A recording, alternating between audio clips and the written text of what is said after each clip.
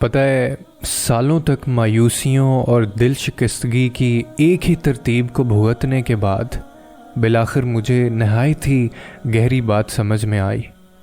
میں ہمیشہ یہ سمجھتا چلا آتا تھا کہ دنیا کی محبت سے مراد مادی چیزوں سے وابستگی ہے، اور مجھے مادی چیزوں سے کوئی رغبت نہ تھی۔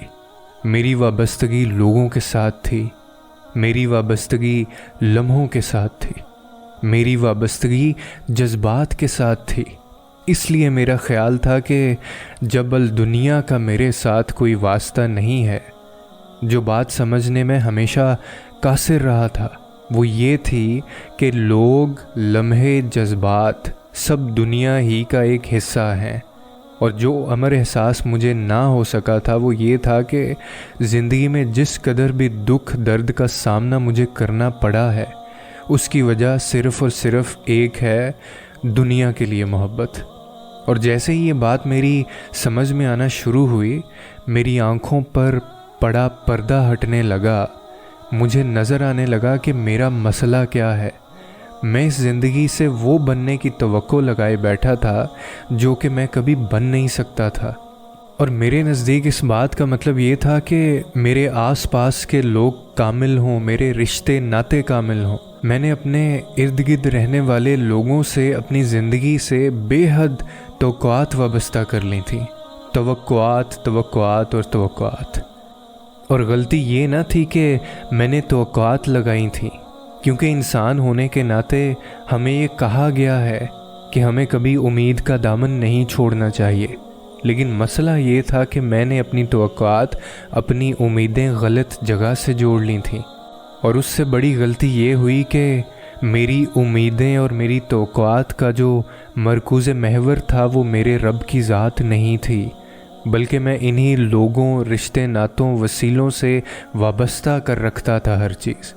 مختصر لفظوں میں میری امید میرے رب سے نہیں بلکہ اس دنیا سے وابستہ تھی، اور لہٰذا مجھے ایک نہایت ہی گہری سچائی کا احساس ہوا۔ ایک آیت میرے ذہن میں ابھرنے لگی۔ میں نے یہ آیت پہلے بھی سن رکھی تھی، لیکن پہلی مرتبہ مجھے احساس ہوا کہ در حقیقت یہ میرا ہی احوال بیان کر رہی تھی، اور وہ آیت یہ تھی کہ جن لوگوں کو ہمارے پاس آنے کا یقین نہیں ہے اور وہ دنیاوی زندگی پر راضی ہو گئے ہیں اور اس میں جی لگا بیٹھے ہیں، جو لوگ ہماری آیتوں سے غافل ہیں۔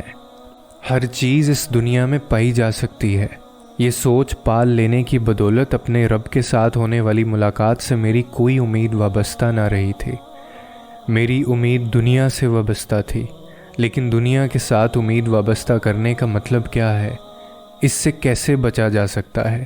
اس کا مطلب یہ ہے کہ جب آپ کے پاس دوست ہوں تو ان سے یہ توقع نہ لگائی جائے کہ وہ آپ کے خالی پن کو بھریں گے۔ جب آپ کی شادی ہو تو اپنے شریک حیات سے یہ توقع نہ لگائی جائے کہ وہ آپ کی ہر ضرورت پوری کرے گا۔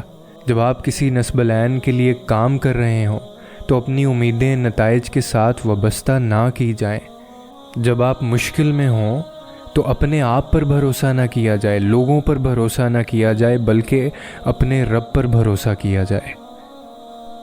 میں ایسا نہیں کہہ رہا کہ لوگوں سے مدد مت مانگیں، لوگوں سے مدد ضرور مانگیں، مگر یہ بھی یاد رکھیں کہ لوگ یا خود آپ بھی آپ کا تحفظ نہیں کر سکتے۔